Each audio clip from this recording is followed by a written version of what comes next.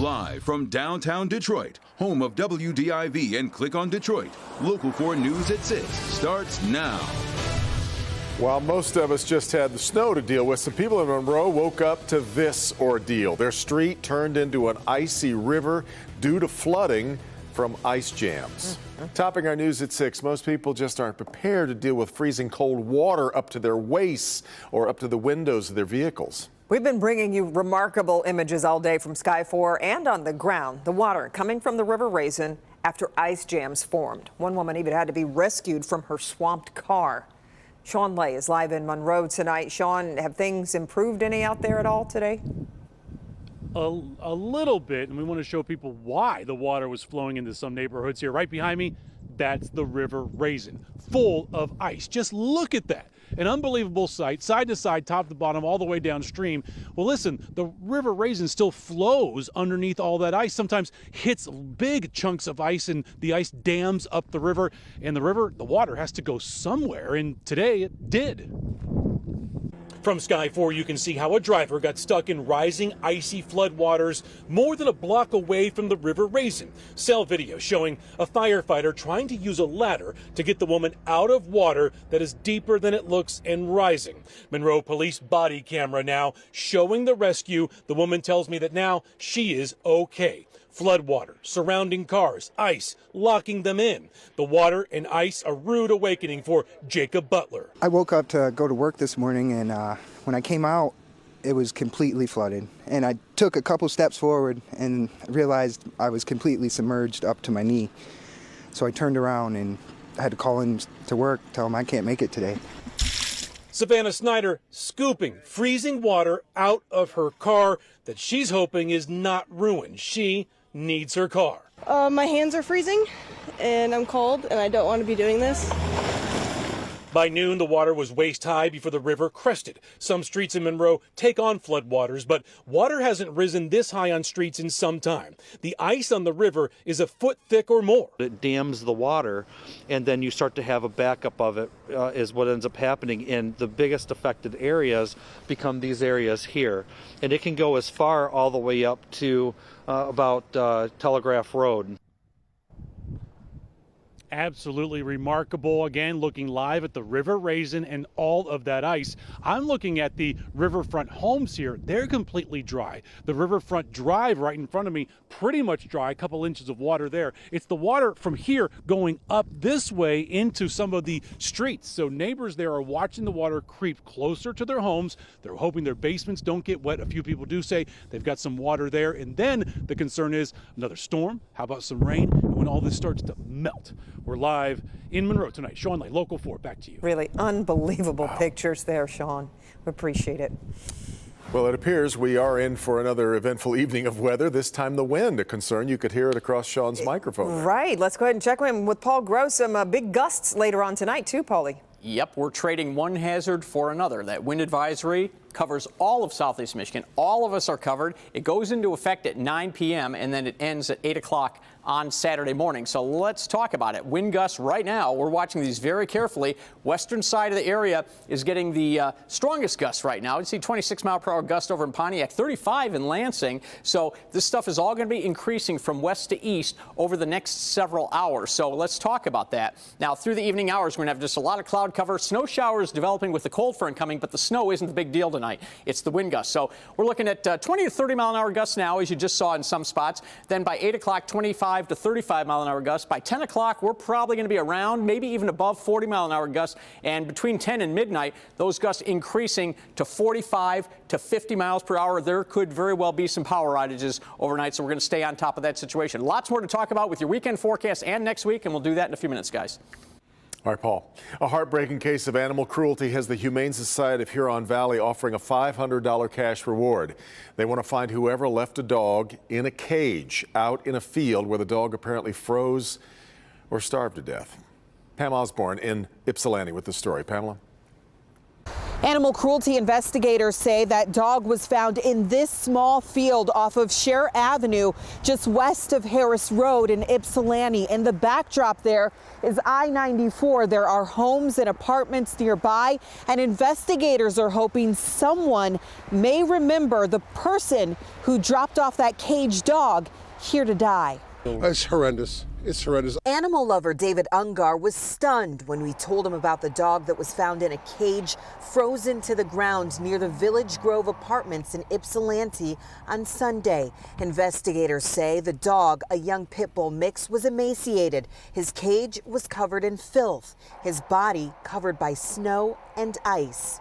I don't even know why some people would own a pet to mistreat it like that. That's exactly what investigators are hoping you can help them figure out. Who owned the black dog with a white stripe on his chest before he was abandoned here, they believe, sometime Saturday? If you have any information at all, the Humane Society of the Huron Valley would like to hear from you.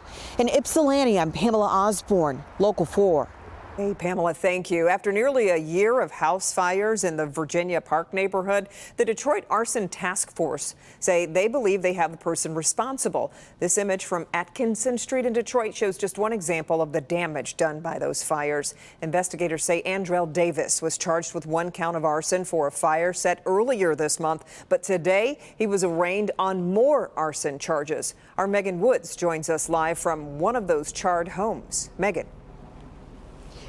Yeah, we're here on Taylor Street, and some of those homes are left like this one behind me. Others are completely gone. This investigation started in March of last year, and people who live in this neighborhood tell us it wasn't until that third fire when they realized this is more than just a coincidence. 3 of the fires were here on Taylor Street, and you're going, oh my gosh, another one. The arrest of Andrell Davis has been a long time coming for the people living in the Virginia Park neighborhood and for Detroit Arson Task Force. People were nervous, scared, not knowing if it could be their home next. And so it's been a priority for this neighborhood. A lot of concerns as to who's doing this and the intention for the Virginia Park community. In December, investigators got word of even more arson activity. Then, last Thursday, February 10th, with the help of tips and surveillance, they say Davis was seen about to set a home on fire on Taylor Street. After we locked him up and interrogated him, we found out that he did 4 other fires. 2 on Taylor Street, 1 on Atkinson, and another on Claremont. They say Davis lived in the area and didn't use accelerants. He would just use combustibles with cardboard boxes. The fire he was caught on, he brought the cardboard boxes to the garage and set them on fire inside the garage. Investigators have also linked him to a series of fires in other Detroit neighborhoods and Highland Park between May 2020 and March 2021. Our community deserves to live without fear of being a victim of a crime. And today and tonight, the residents of Virginia Park can sleep a lot easier knowing this suspect is off the streets. There are fires that are still under investigation, but as of right now, Davis is facing 10 counts of arson. Live in Detroit, I'm Megan Woods, Local 4. Megan, what about the victims in all of this and the damage as well?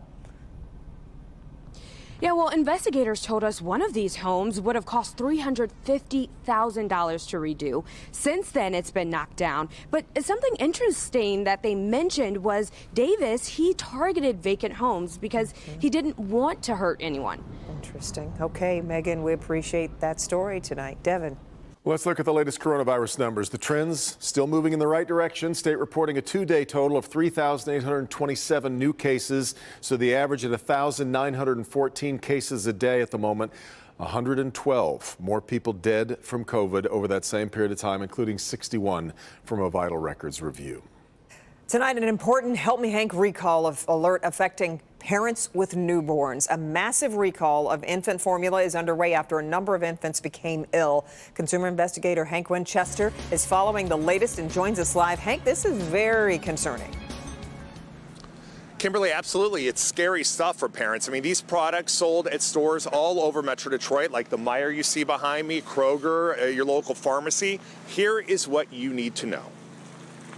This baby recall is massive and concerning. First, let me show you the products affected. Similac, Alimentum, and L-Care powdered infant formulas.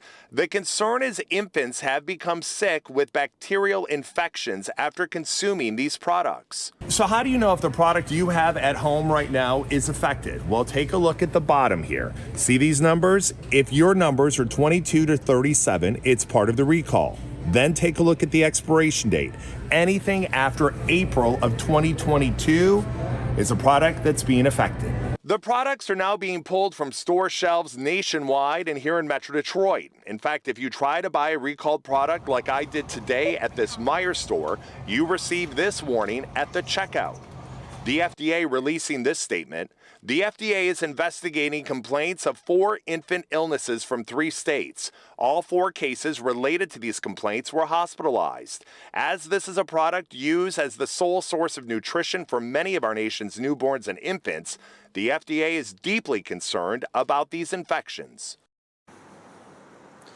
So I talked with a pediatrician today. What should you be looking for if you've recently fed your child that formula? Well, you should look for a spike in temperature, any skin discoloration, and also if your infant is suddenly very lethargic, that's when you should make a call to your pediatrician right away. Also, I know I went through those coding numbers on the bottom of the packaging quickly, so I put all of that info for you on the Help Me Hank page at clickondetroit.com. Back to you. Okay, and Hank, what should people do if they have any of this formula at home right now? Because we both know formula is not cheap. Yes, I mean, it is very expensive. I'm glad I'm past that phase. But if you have the receipt, you can take it back to the store for a full refund. If not, the best advice, unfortunately, just pitch it. You don't want to confuse it with any other baby products in the home. Right. Kimberly? Yep. Okay, Hank, thank you. Fire crews still at the scene of yesterday's massive fire at the Oakland Hills Country Club in Bloomfield Township. The clubhouse itself burned to the ground pretty much. Firefighters spent the day still working to put out hot spots. No one was hurt, fortunately, yesterday morning when the historic clubhouse built in 1922 caught fire. Crews were able to save some historic items, passing them to a line of employees who were waiting outside the clubhouse. But Maple Road is reopened in both directions between Losser and Telegraph. Cause of the fire still under investigation tonight.